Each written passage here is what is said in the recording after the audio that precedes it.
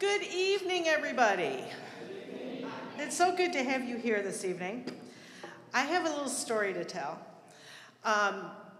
We live off of 79th Street over on the east side, past Sunnyside. And on 79th Street, between Fall Creek and Sunnyside, there's what I call the Stick Man. A family put up a metal mailbox holder, but it's a person, holds the mailbox, big smile on its face, it waves, and it's a stick person. And they dress it up for, Halloween. It wears a costume. It was the Grinch at Christmas time. And last week, it was wearing a little headband with shamrocks floating in the wind when it got taken out by a truck.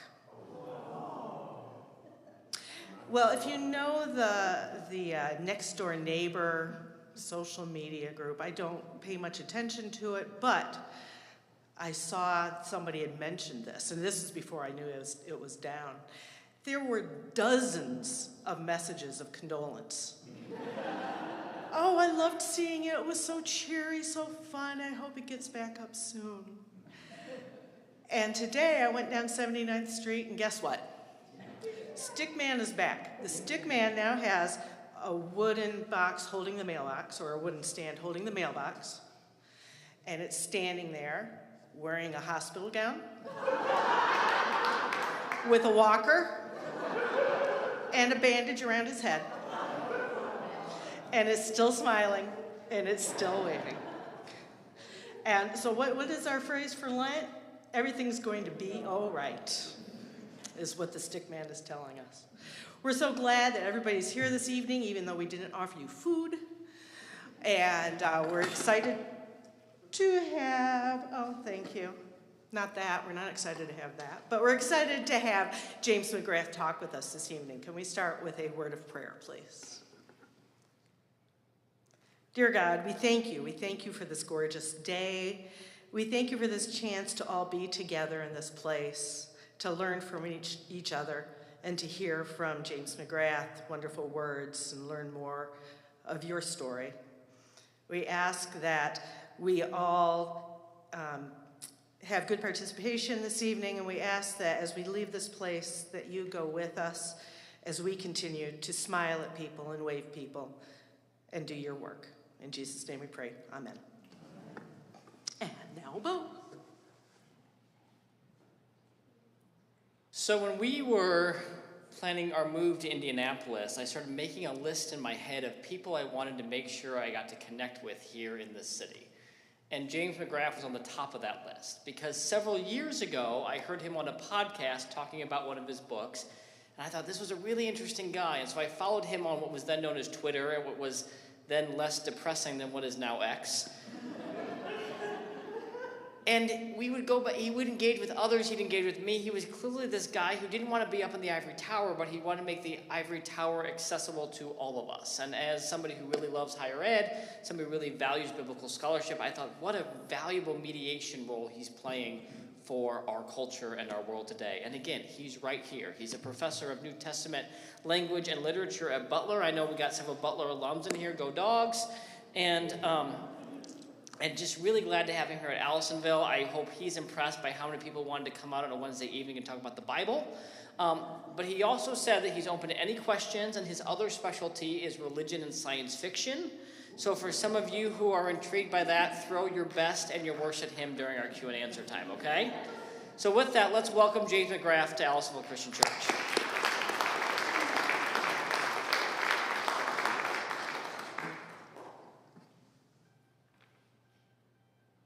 I want to start off by going like this and smiling, right? And so, thank you so much for this invitation. Thank you all for coming out. I'm happy to have questions. I've already been in one or two conversations about things like Doctor Who, but that's not what I'm here to talk about tonight, and so I'm not going to focus on that. If there are enough people who are interested, you can invite me back. I have a particular scarf I'll wear for that occasion, but when Bo invited me, he was very, shall we say, vague about what I might talk about, and everything that I suggested, trying to make it more specific, he thought was a good idea, and so it didn't help narrow it down very much. So I thought I would talk about precisely what he said, which is biblical scholarship as a resource for churches and for Christians and for religious people.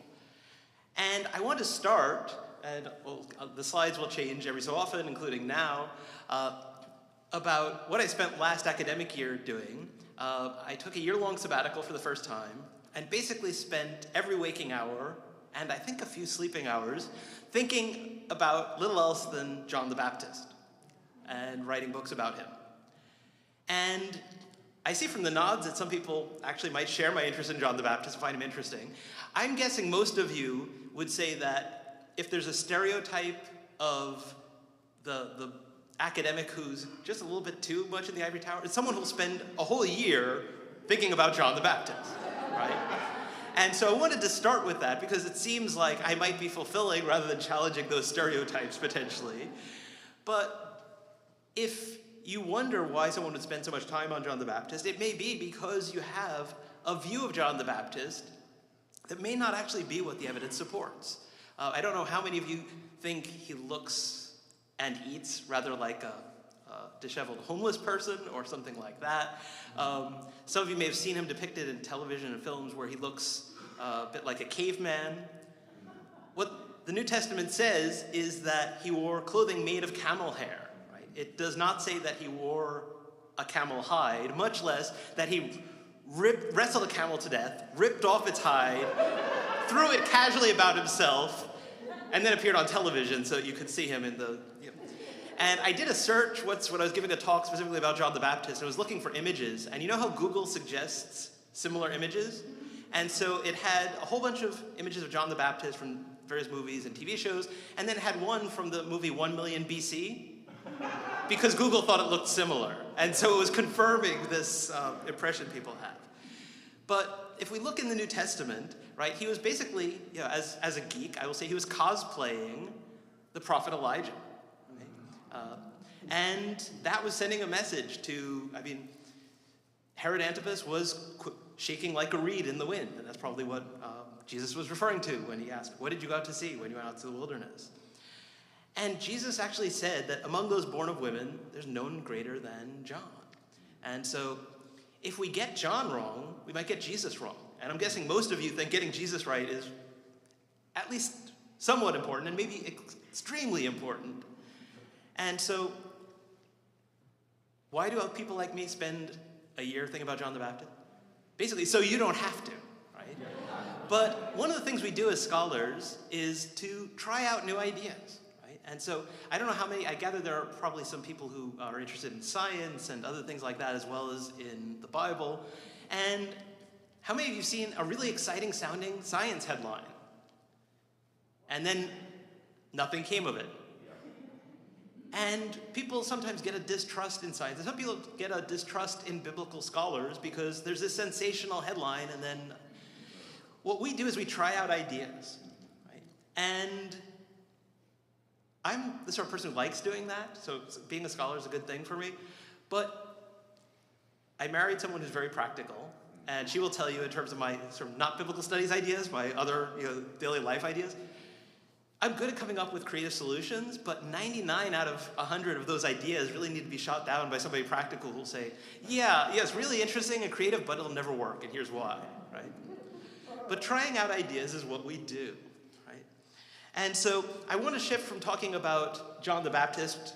If you have questions about John the Baptist, by all means ask them in the Q&A time, but I want to switch gears to the books I wrote before that, one of which is my very most recent one, the A to Z of the New Testament, which is precisely about trying to make the kind of information that scholars work with and the conclusions that we draw that we feel relatively confident about, right, not the ones where we're just trying new ideas out, available to a wider audience. And then before that, I had one, What Jesus Learned from Women. And there's some points of overlap between those two that I thought it might be useful for me to talk about, because there's a lot of controversy, not, I think, in this church. I was pleased to meet your pastor. I gather that women in ministry is not controversial here, which is great. But you're aware that not everyone shares that view. And so being able to navigate the biblical material, being able to address those things, if we're to do it effectively, I think scholarship has a role to play, right? In saying, okay, but what do these words mean? And are those people who claim to be taking the Bible literally and making these arguments, are they actually doing that, right? Because I spent much longer than I should have, having transitioned out of that sort of framework, nonetheless still apologizing that I wasn't taking the Bible quite so literally. And then I read more and was like, wait a minute, I was never taking the Bible literally. They're not doing it either. I should stop apologizing because I'm being more honest than I was back in the old days. And so I wanted to talk about what biblical scholarship has to say about some very practical things. And I have the privilege of doing two things that help keep me grounded, I think. As one of the reasons why I love doing the Twitter thing and communicating to a general audience. One is that I teach undergraduates in the core curriculum at Butler University. And you don't have to have gone to Butler, probably, but if you've gone to any university or college and experienced the core curriculum, it may have included courses that you took because you had something you had to get out of the way.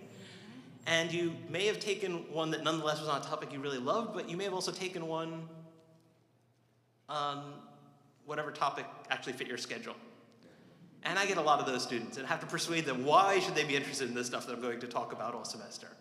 And then I teach a Sunday school class, adult Sunday school class, that has an astonishing number of current, retired, and lay ministers in it who ask me regularly when I'm finding something really, really interesting and talking about it for way too long, okay, but what's that good for?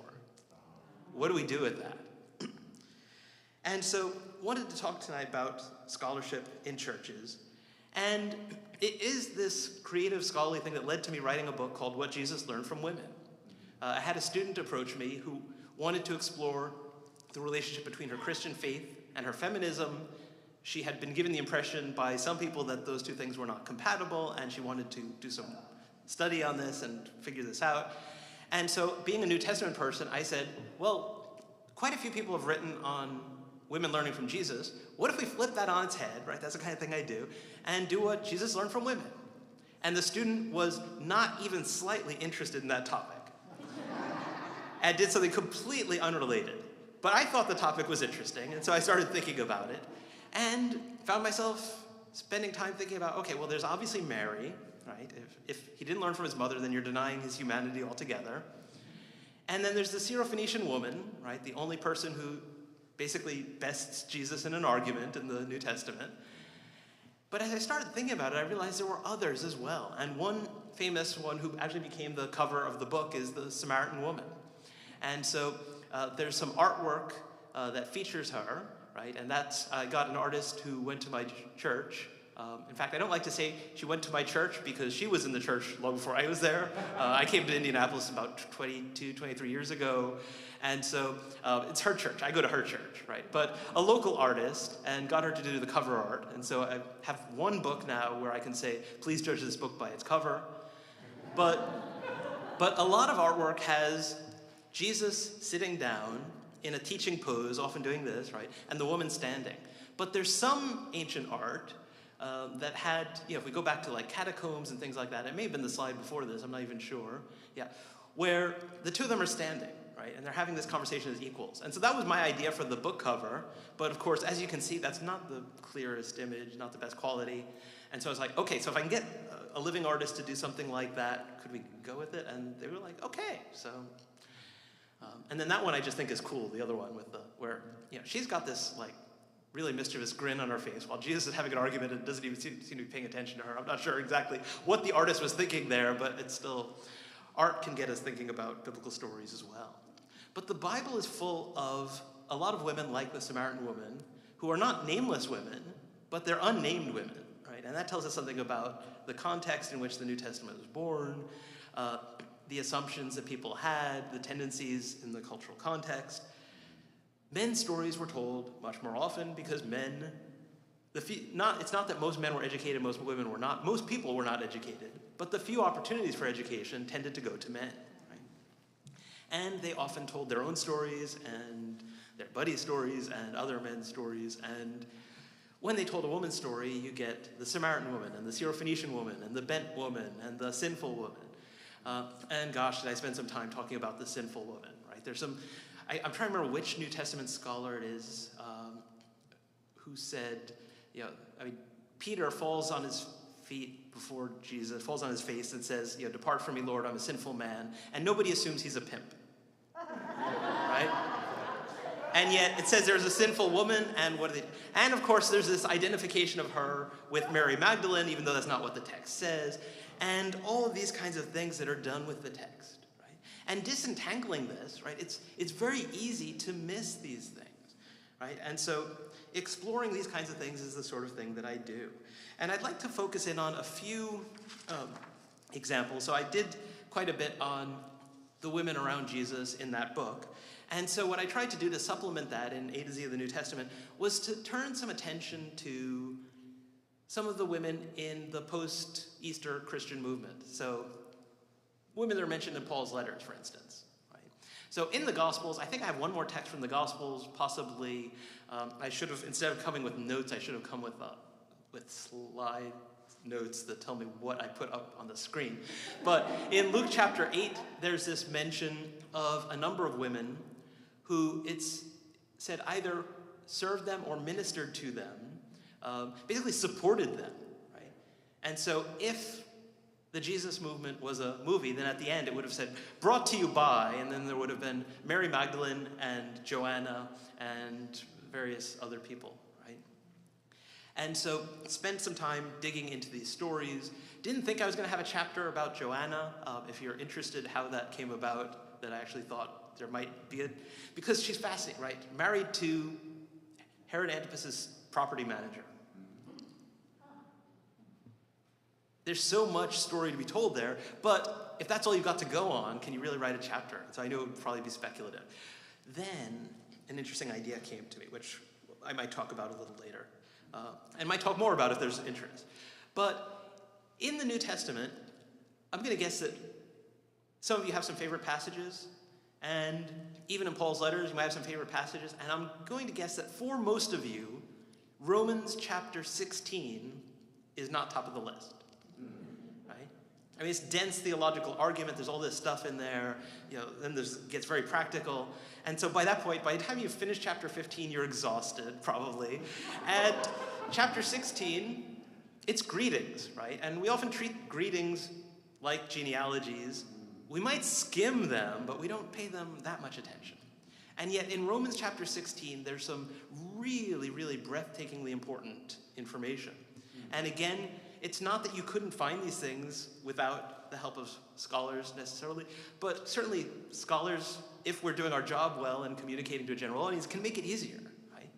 And sometimes even what translation you're reading will make a big difference. And so put some examples, and these are going to be very useful, I think, to people who are live streaming and have the screen much closer to them, are going to be almost useless to everyone else, those who actually came in person. I hope it doesn't make anyone regret that they came in person instead of just watching this some other way. But Romans 16, I've got it here, and you can look it up, but there are several things that we're told just in those greetings that are significant. And one is, Paul says, I commend to you Phoebe. And so if he says, I commend her to you, and this is how you should receive her, and she's been a support to me, then who is Phoebe? Where is Phoebe when they're reading this? She's the person who delivered the letter, right? Because that's what it means. If he's commending her, it's like she's going with the letter, right? If you've ever imagined that Paul went down, each time he finished an epistle, went down to a blue mailbox at the end of the street, and they didn't have that then, right? You had to send a letter through someone. And we're told she's the deacon of the church in Cenchrea. Now, depending on what version of the Bible you have, yours may say something else, right? And certainly the English Standard Version has servant there. And that's not technically wrong in the sense that the word from which we get deacon, right, diakonos, does mean servant. Or we might want to say, a better word, right, because it's the same word that was used there in the passage from Luke, and it's used of Paul in what he does, minister, somebody who, it's used for public servants, right, and it's for positions of authority. And precisely because Jesus taught his followers that the ones who would be great among you must be the servant of all, and taught them to have servant leadership, right? That's where that idea comes from. It became a term to use for leaders in the Christian community. And so if we render it deacon, we're not really translating it, right? We're transliterating it, we're making the sound of it. And depending on your denomination, deacon might mean any number of things, right? Some translations make it deaconess, but yeah, and I love the grimacing faces from those of you who clearly know a bit about this. It's not the feminine of the word, there was no such thing, it's just deacon, right? And so she was involved in ministry, right? And we'd love to have, in addition to Paul's letters, some kind of like church handbook where they, maybe they wrote up a constitution and spelled out the duties of the deacon, right? So that we know what Phoebe did exactly. We're not told, right? And so some of this we have to deduce. And that's another thing that scholars will often can do helpfully.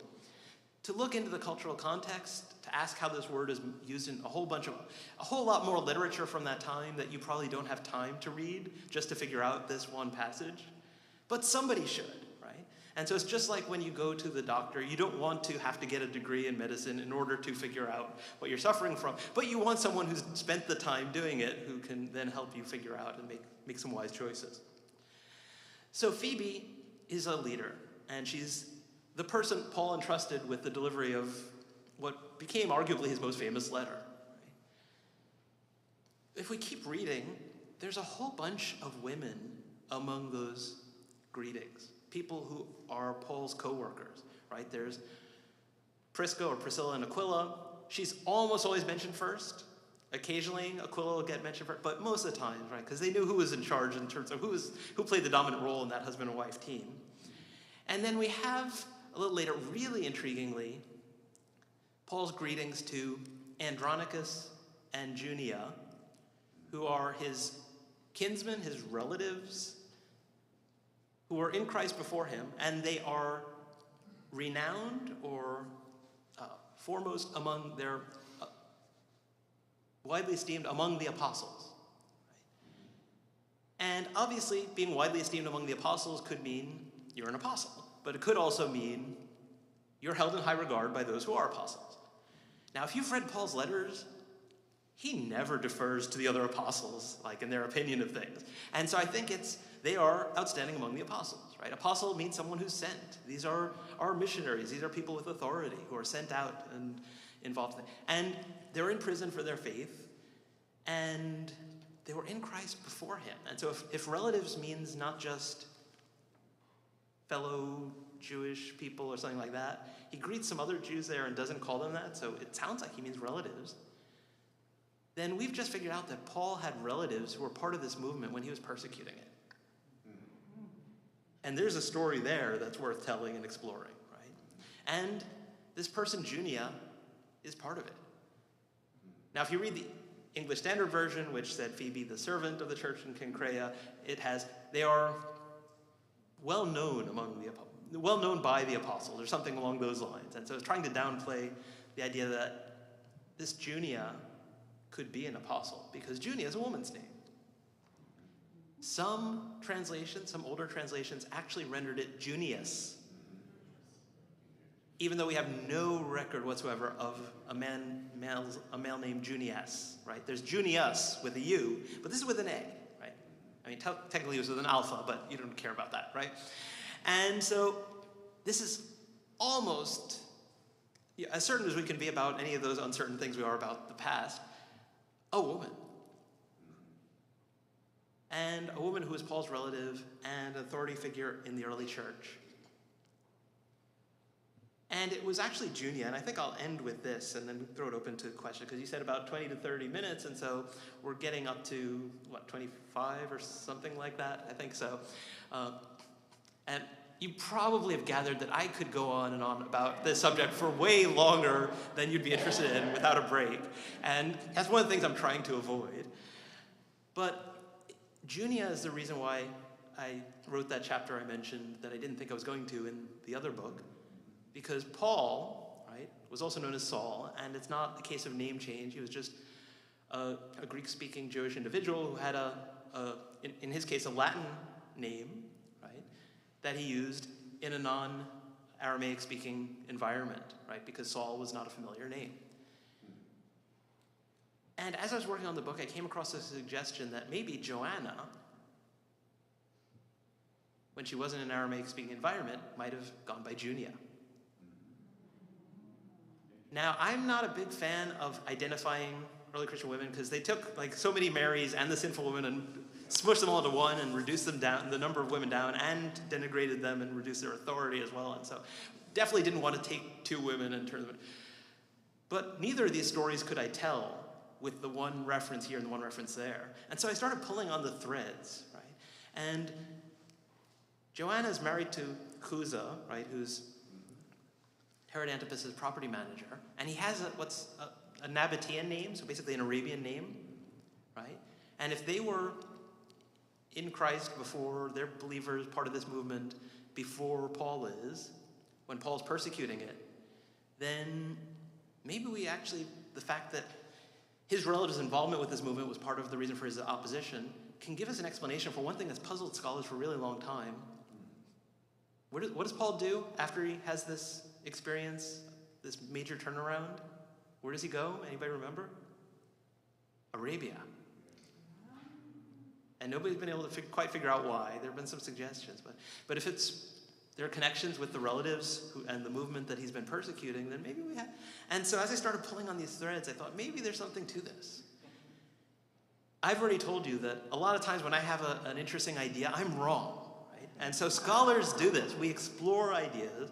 And so if you've got the new latest book or article on something, treat it with a grain of salt, including maybe especially mine, right? Because I have some wacky ideas, right? I mean, you already know I'm a Doctor Who fan as well as all this. And so, I like thinking outside the box.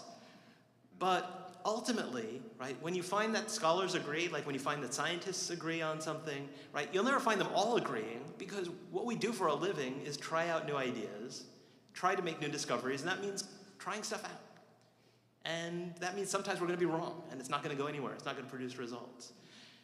The stuff that we agree on, right, when you take people and you say, for a living you have to publish things, and to publish things you have to come up with something new to say, and so innovating, your livelihood depends on it. If we actually agree on stuff, rather than arguing about them and finding new ways to disagree about them, the evidence must be pretty strong. And so hopefully that's helpful to you, both to know that there are people who actually do care about giving talks like this and hopefully making them entertaining as well as informative, and engaging with, how is this stuff relevant? What can I do with this information, right? Even in Romans 16, there's some stuff that, and there's some names in there that might be more interesting than you might have previously realized. On the other hand, we're going to be trying out new ideas, and if you're like, I don't know what to make, let the other scholars worry about it. It'll eventually make it into the textbooks if it's if it's a really good idea. And if it doesn't, you don't need to have worried about it necessarily. But hopefully that will help you not just avail yourself of scholarship as a resource to your life of faith and to your community, but also to navigate when you see the sensational headlines and you wonder, well, what should I make of this? Oh, do I have to throw out this idea or that idea? Maybe, but give them some time to cross-examine and evaluate and do some things like that.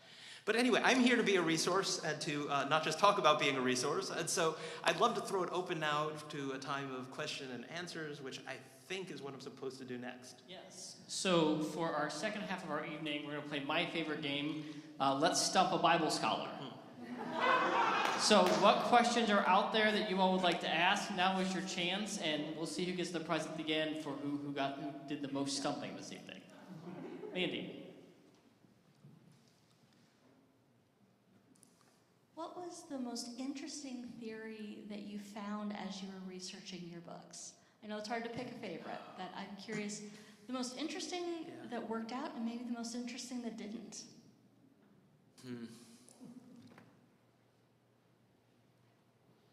It's a tough one. It's which is the most interesting idea? It's like, which is your favorite child, right? You're not supposed to, you're not supposed to have favorites. So some of them I really like. I think the one that really surprised and even moved me the most was the chapter about the woman accused of committing adultery. And that's another one where, we take the sort of the not just the male storyteller, but the male accusers of this woman at face value and say she was caught in the act, and we assume that means in the act. And yet she's there on her own, and so committing adultery on your own is not technically possible. I hope you don't have follow-up questions about that, because that's not really where I'm going with this. But given that it says that they were, the law says she must be stoned, right? There were things that we could deduce from that, right? The Pharisees were of the view, I mean, first of all, they sought to avoid the death penalty whenever possible. And so if they're bringing this test to Jesus, it might not be, let's see if he's gonna, throw the first stone, right? Because they're in the temple courts, right? Nobody's gonna be doing a stoning there, right? You may have seen it depicted in film where it's out on a rugged, rocky place with everybody's got, not what the text says. But they may be testing him to see if he can, we're having trouble with this one, let's see if he can get this woman off, right? Which is an interesting thing that we don't always think about, right? Because in our history of Christian tradition of these texts, oftentimes there's an element of anti-Judaism, of anti-Semitism in there that it's like, yeah, the Pharisees are always, terrible, right?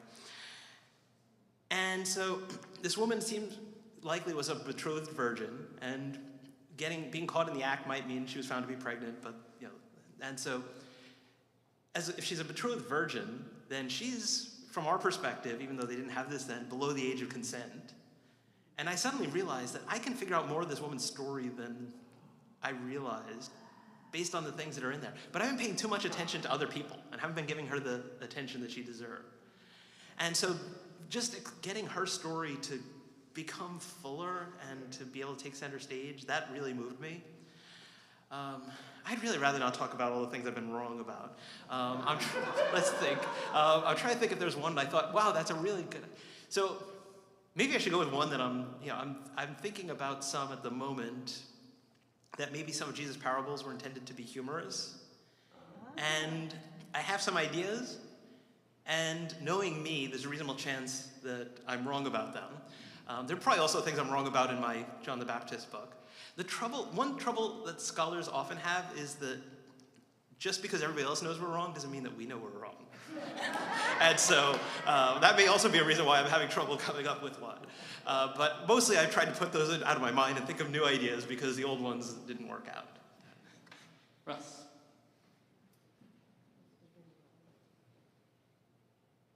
Okay, so one of the things I think we lost in the transition from Judaism to Christianity is the idea of midrash, Okay. where you play around with the text. Mm-hmm. There is an excellent midrash on the same story you were talking about, the woman who was caught in the act of adultery, and Orson Scott Card does this in the intro to Speaker of the Dead, one of the chapters. Okay, yeah. And he talks about 3 different cities, 3 different prophets, and 3 different situations, and kind of brings that all together into a kind of a way of, have you ever done parallaxes on characters and said, well, it could be this, or it might be this, or it might be this? Yes. Some would say I do way too much of that. Especially in my Sunday school class, they're hoping I'll come with, at most, maybe 2 options, right? And with one of them maybe having stronger evidence in its favor, and so it's like, but you mentioned the other one because you feel like you have to. But I'm trying to go through all the ideas. Some of the works that I found most useful have been things like commentaries. There's great commentaries on the Gospel of John by Raymond Brown, and he would always go through, like, what are all the options before he'd argue his case. And so even if I wasn't persuaded by his case, I had all the information I needed to make up my mind. But yeah, I mean, one thing I did as part of what Jesus learned from women was to work in some historical fiction, right? Because one of the things that I was trying to get at in that book is that often women's stories are not told because they weren't told in the sources. And so it's very easy for a historian today to say, well, if we had their stories, if we had enough information, then we tell them, but now we can't because they didn't, so sorry. And we perpetuate the silencing of women.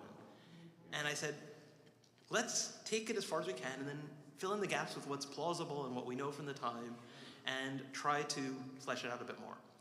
And some of the stories went through more than one iteration precisely because I tried telling the story, and it turned out that trying to actually narrate a historical reconstruction Sure, it might make the book more interesting for people who enjoy reading fiction more than they enjoy reading historical scholarship, but it's also a rigorous way of testing your ideas. And sometimes I tried to tell the story one way, and I was like, yeah, I can't see this dialogue playing out that way.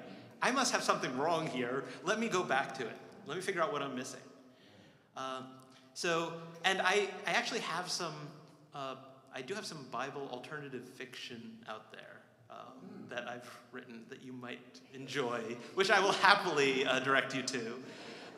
So somebody asked on my blog once, they were like, has anyone ever suggested, I don't know how this person came up with this idea, or whether it's like, has anyone ever suggested that maybe the Magi, right, in Matthew's infancy story, were actually sent by the king of Parthia to ask about a newborn king of the Jews just to stir up trouble in Herod's kingdom? And I was like, I don't think so, but someone needs to tell that story. And so I took a stab at it. And so, yeah, if you Google "We Three Spies of Parthia Are," you will find it. So, could you very succinctly summarize the scandal of the gospel of Jesus' wife? And then my question is, what did you learn from that episode, and what should the sort of Bible Scholars Guild have learned from that episode? Right. I suspect those are two different things. Yeah, so are you all familiar with the gospel of Jesus' wife? No. Okay. Somebody approached a big scholar in the study of Coptic literature. So that's the Egyptian language, but from a later time. So a later form of what they used to write in hieroglyphics, but by this point they're writing it with an adapted version of the Greek alphabet. But if you've heard of like the Gnostic Gospels, right, things that were found in Nag Hammadi, those are in Coptic. And so somebody came with a little fragment of papyrus and was like, do you think this, could this possibly be of interest? What does it say? Could it be valuable? And one of the lines had, Jesus said to them, my wife.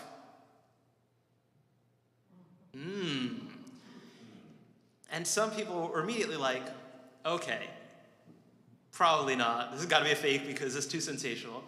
But we actually have found some things that are pretty sensational, right?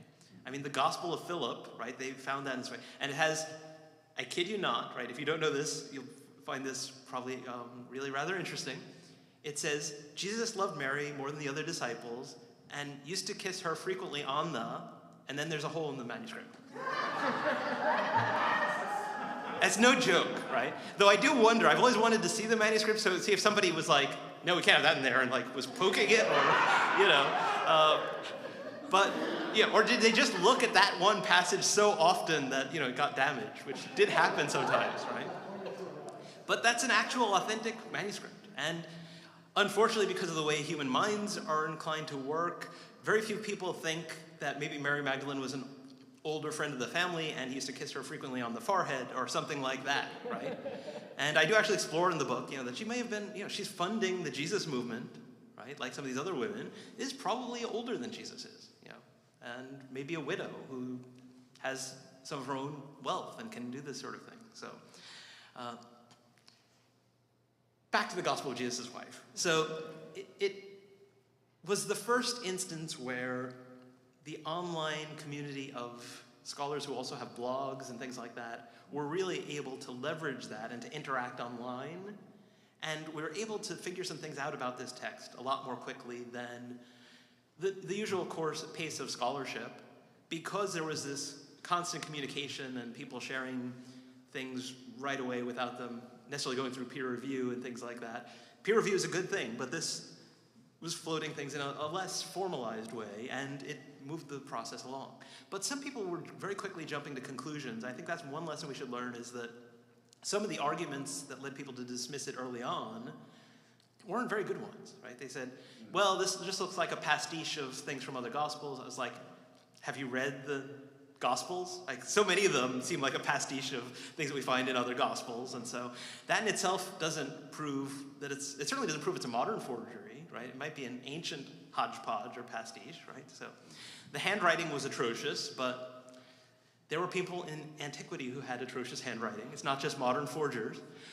In the end, the forger, and there was a forger, included a typo that was in an online version of the Gospel of Thomas had used some of it and included a typo, and so that plus some other things led to figuring this out. But it was, I think one thing we learned is that on the one hand, we need to have the ability, even when we can move very fast, to withhold judgment and be cautious and to let the ideas play out. Not necessarily not draw conclusions initially, but hold them lightly, right?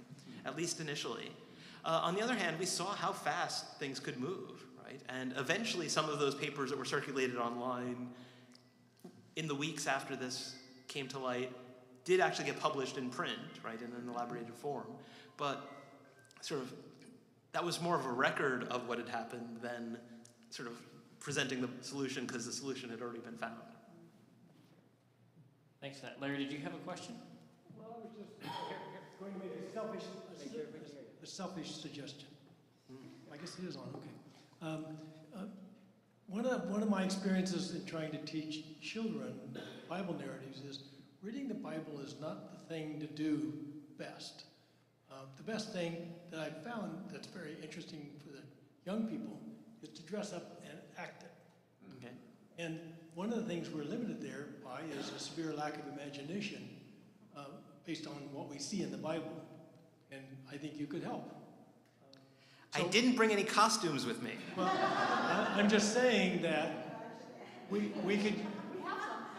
could use some help in educating the narratives. I mean, you take modern day narratives of your family, for example, and you say, oh yes, Liz did this.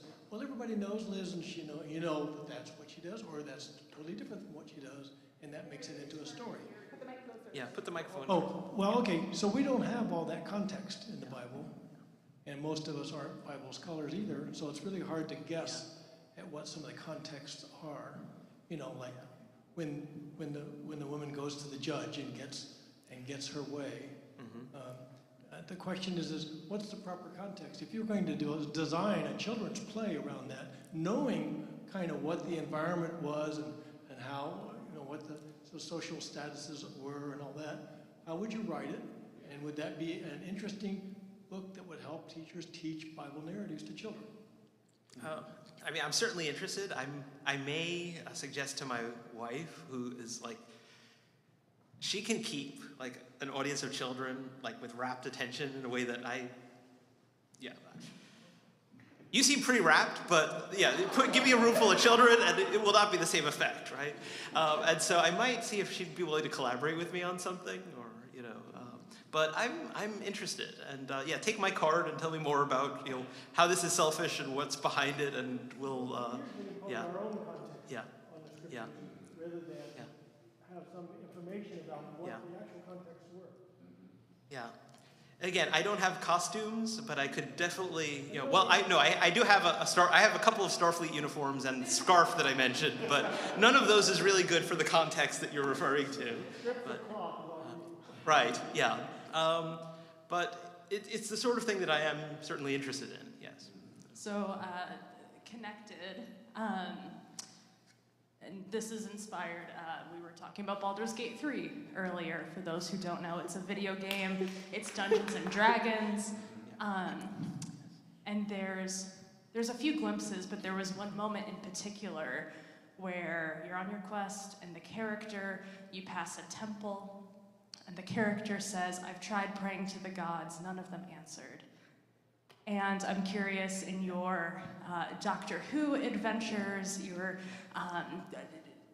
forays into science fiction, have there been things that, little nuggets of wisdom that have come from watching movies and reading comics that have informed your scholarship, or had the eureka moments? So I love time travel stories precisely because there's this question, I almost hope time travel is not actually possible, because the view of history that would be involved if like the past is still there and the future is already there, free will basically goes out the window, right? Not just free will in the sense that you are so influenced by things that it's like, no, it's a film strip and it's past, present, future is all there. But I love the stories, right? Because you go back to the first century, right? let's say you decide, okay, I'm going to hang out outside this particular tomb, outside of Jerusalem on this particular day, see if anything interesting happens there, What happens to your faith? I mean, maybe it's not faith anymore, now it's sight, but is that better or worse? And exploring those kinds of questions, I think sci-fi can do some fun things. I think it's also helpful to imagine into the future of religion, right? One reason why I like the Orson Scott Card Speaker of the Dead series, very much, or the Xenocides series, right? The Ender series, whatever it's called. I think I know the same series by 3 different names, which is not helpful. Dune also imagines far distant future of human religion, and we've all seen the church history strips where if you're Protestant, then it's Book of Revelation, Catholicism, then Martin Luther, and there's a little space given, and then it's all the interesting stuff that leads up to your denomination, and then that's where it ends, right? And so when I teach courses on things like religion, science fiction, I have students, it's okay, now imagine, 10,000 years in the future, people living on another planet, are they still practicing this? What does it look like then, right? Not because our imagination's actually going to get it right, but I think even the exercise can help us put our own moment and the fact that it's, we're not always like this and are not always going to be like this into perspective. Learning about the past also makes you aware of that, but imagining the future I think helps too. So those are a couple of examples, but there are many more. Let me get Tom and then Mary. After my father passed away, I was looking through some of his letters and things, and I found some correspondence between him and his aunt. And I decided I wanted to save this for my sisters. So I sat down and I started transcribing his typed letters, and then I started transcribing his aunt's handwritten letters. And in the process of that, there are a couple times I got to I can't tell what's the word here? What is she saying? And so I put something in. Yeah. And even with my father, I thought, oh, I know my dad. That's not what he meant. This is what he meant. Right. But as I was transcribing, I just started to think about what is it like for scholars and people who are translating the text. And it was an interesting experience. Yeah, thank you.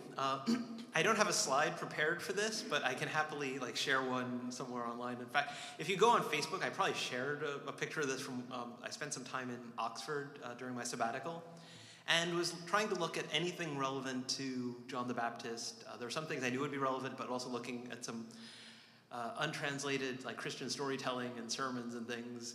And as a New Testament scholar, I mostly deal with very early New Testament papyri. If I look at images of any of them, and I'm not a textual critic, so that's not the main thing I do, but I've seen plenty of images of those, and you may have seen pictures of those too, with those nice, neat block letters, right? The same kinds of Greek letters that if you ever were part of a Greek honor society or a fraternity or sorority or something, you might recognize.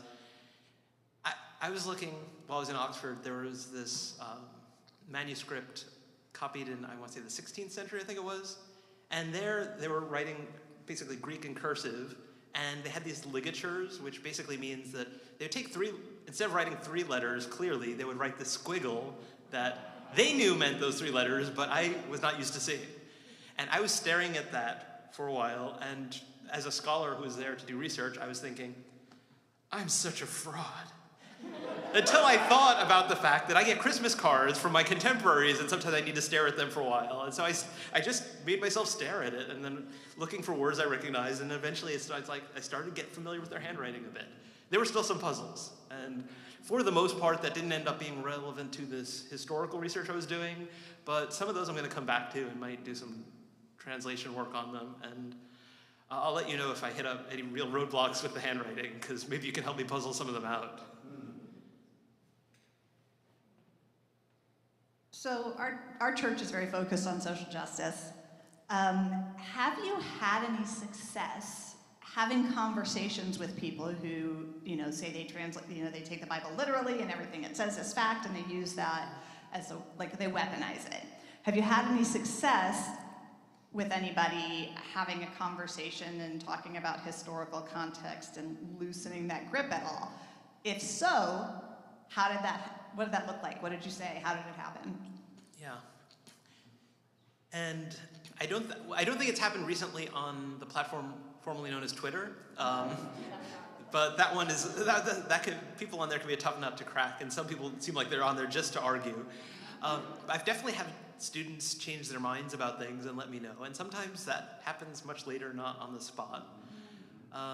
And I'm almost glad it does, because in the moment, sometimes I wonder, the two things, I almost sometimes prefer, let's put it that way, students who will argue with me and show that they're trying to actually understand this and think about it, than someone who'd say, oh, the professor said this, and so I think that's right, But I hope that if they don't get the social justice thing, they will get that, right? And so I do have values that I'm concerned about as well. And I've long since left behind that notion that was never true, but that I think some educators pick up early on, that you're supposed to go into the classroom and be a sort of impartial mediator, a moderator of things, and no. I realize that doing that actually sometimes is harming some of my colleagues and people who need my allyship and support. But there are, as someone who thinks that we get a lot of voices in the scriptures, and so just saying, oh, look, this passage says this, therefore that's what we should do, is not, not really what anyone does, right? And if they do, it's always then they find these other passages and they're like, well, that can't mean that because this says this. And if you started with that, you'd get the opposite, so it's. But I think it's important precisely because I came through a conservative form of faith for a while in my teens, to be able to say, okay, but for you, for whom this text is an authority, take a look at this text, right? And to look at things like, the Israelites are required to leave the edges of their fields, right, for the poor. Not going to be a modern day solution to urban poverty or something like that, and so it can also be a useful example of the fact that we need to adapt things, look for principles. But that's basically it's like a tax, right? You have to leave part of what is yours for others, right? And so if you get somebody who's like, they had tithes, but they didn't have tax. It's like, okay, so what do you do with this, right? The Jubilee year is another one that I love, right? And then Luke's gospel, right? One of the things that I think Jesus learned from his mother was, related to social justice, because you read the Magnificat, and bringing down the rich and the lofty, raising up the poor, and so on. And then you get to this passage where there's the incident. Jesus should have been with his parents. Instead, he's still in Jerusalem, And then it says, he went home with them and was obedient to them, and he grew in wisdom and in stature, or in wisdom and in maturity. And so Luke is the only author who explicitly says Jesus learned. And he gives us what his mother had to say, but not what his father had to say. And then when we get to the Beatitudes in Luke, it's not blessed are the poor in spirit, it's blessed are you who are poor, and woe to you who are rich. It's like, I wonder where he got that from, right? And so I think for those who weaponize the text, I think that's one of the reasons why, even if you're firmly persuaded that just saying the Bible says is not shouldn't settle things, because we're part of a conversation and we're in a different context and we need to give more thought to it than just that. And if we think a text is clear, reading it in our own context of culture and language, that's when we're at the biggest risk of having misunderstood, right? Because, try reading the book of Job, where there's lots of verses that are clear, and in the footnote it'll say the meaning of this Hebrew is uncertain, right? So in other words, the translation is clear, the Hebrew is not, right? And so even paying attention to the footnotes sometimes can help people to get the complexity of the Bible.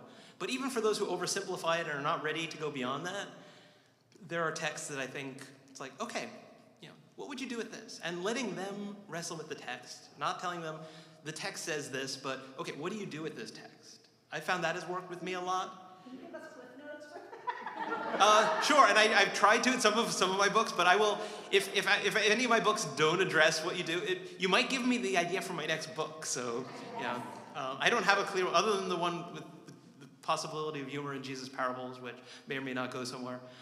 And I usually, it's been very disconcerting since I finished this year-long John the Baptist project, and it's like, Yeah, I usually have multiple book ideas, some of which are so terrible that they're in the back of my mind, and so I'm not paying attention to them, but at least ideas are floating, and I don't know exactly what I'm going to do next. I'm dabbling with a few things, so yeah, ideas are welcome. We've got time for a couple more questions. Let me go Bill, Larry, and if there's anybody else who wants the last word. I'm curious, I've been stalking you for years online. I have, and I've enjoyed it. And I'm fascinated by all the many things that you are interested in. Transylvania, when you took students there. Can you say more about the interest and why? Okay, yeah, and so I tried to get a Transylvania trip going, and I think some of... Are we talking about Romania? Yes. There's some of us in here who went to Transylvania University, yes. I'm aware of it, yes. Yes. Right, so yes, just for clarification. So my wife is from Transylvania, Romania, not from Transylvania University. She's from a city called Sibiu, which is in the center of the country, in the mountains. Beautiful place, medieval German town. And so I tried to get, because I've often done a Holy Land trip for students, and that's always been hit or miss. It's not going to happen again anytime soon, and maybe ever in my time before I retire. I mean, I teach undergrads, and so, it's the parents who are going to pay for it, and they're going to worry, and they don't want it's like, go someplace safer, and then I'll pay for it, but not that. So I was like, where else could I take students? It's like Transylvania, I lived in Romania, I taught there, I know it well, I speak the language, I could do this. And I think some of the students didn't actually believe me I was talking about a real place, which was very worrying. But I didn't get enough interest to do it. But my connection is that my wife is from Romania. We met as students in the UK. And there was an urgent short-term need, so I went and taught in Romania for a few years. And so, yeah. All right. Larry? So I have a suggestion. Excuse me, I'm talking into the mic now. Here's a suggestion that's just came to my mind. So you imagine that NVIDIA puts out a call for proposals. And it's possible to imagine a back room full of NVIDIA's most advanced AI computers. And you have advanced software that can learn to read Coptic and Greek and all the strange scripts. And you say, wow, I could learn this. Yeah, I mean, I am very hopeful. So I have also given talks about AI and ChatGPT and stuff like that. And I do have one book project, but it's one that goes back a while, and we work very slowly because I'm working with a colleague in computer science, and computer scientists think and write very differently than people in religious studies and humanities. And so we make very, very slow progress, but we really should get this book out. But yeah, ChatGPT, it is not sentient, it is not almost sentient. It does a very good, it's not a good source of information if you've ever been asking it questions, because it's not a source of information. That's not what it's designed to do. It's designed to imitate human speech by replicating the patterns of human speech. And so one way that's very much like humans is that if it doesn't have a pattern there, then it goes with the next nearest and it makes stuff up. And so ChatGPT came to my attention. Yeah, I'll say more about ChatGPT if there's interest, but the question was about AI and translation. So you may have used Google Translate, and I mean, I used it to good effect. I mean, I love learning languages, but I have not had time to learn all the languages that I would love to learn, and tried to actually see if I could find out, are there things in other languages that maybe with the help of something like Google Translate I could at least make sense of, and then ask somebody about this and thing. And so the John the Baptist, the bigger John the Baptist book, the scholarly one, the one that actually has the detailed footnotes and stuff, tried to interact with some stuff that was in some other languages. And I think it will probably be able to make sense of handwritings, including, it's one that hasn't seen before, but machine learning can do that. Give it enough examples of handwriting and it will be able to figure stuff out, at least most of the time. And we have, one reason why forgers can get somebody to go along with them and maybe publish something or reveal something or claim something before they have enough evidence and things been tested is because there's this competitive thing, can I come up with something new? And there are these untranslated texts in libraries and in manuscript collections and museums around the world. And so we could put some of the AI technology to work on them and could probably, we'd still need humans involved, without question.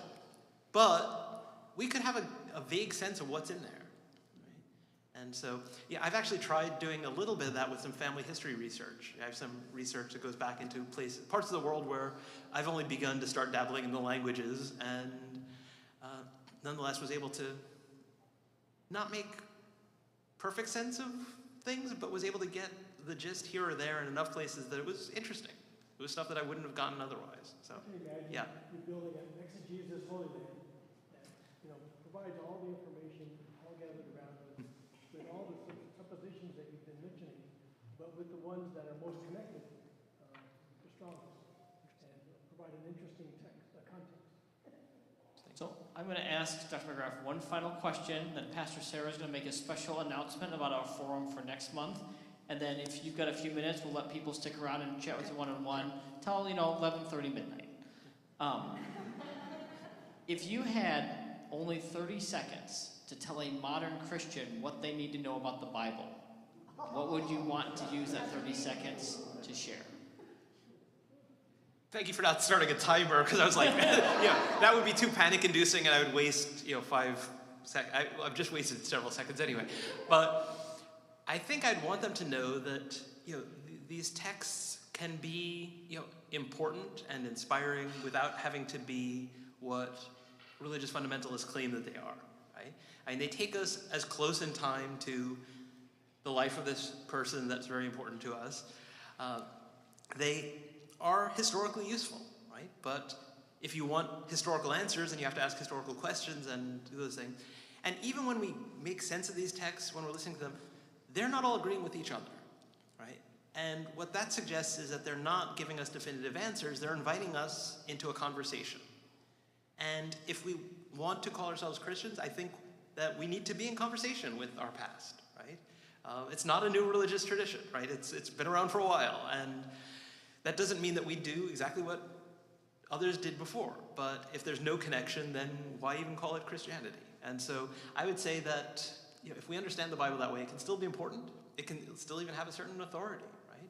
And yet we can also feel free to argue with it, because we see lots of arguing with each other within the pages of the Bible. And the Bible will actually make more sense if you read it that way. Won't you join me in giving a round of applause for Professor McGrath? Thank you.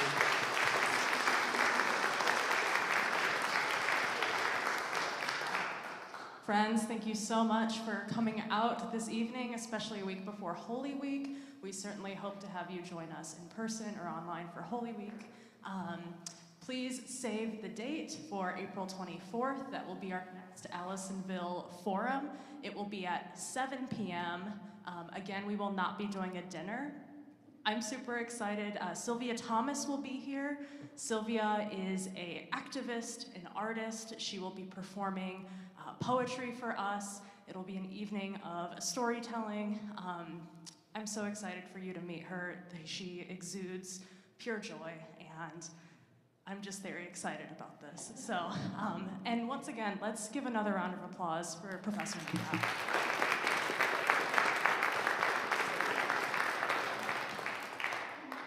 Drive safe, have a good evening.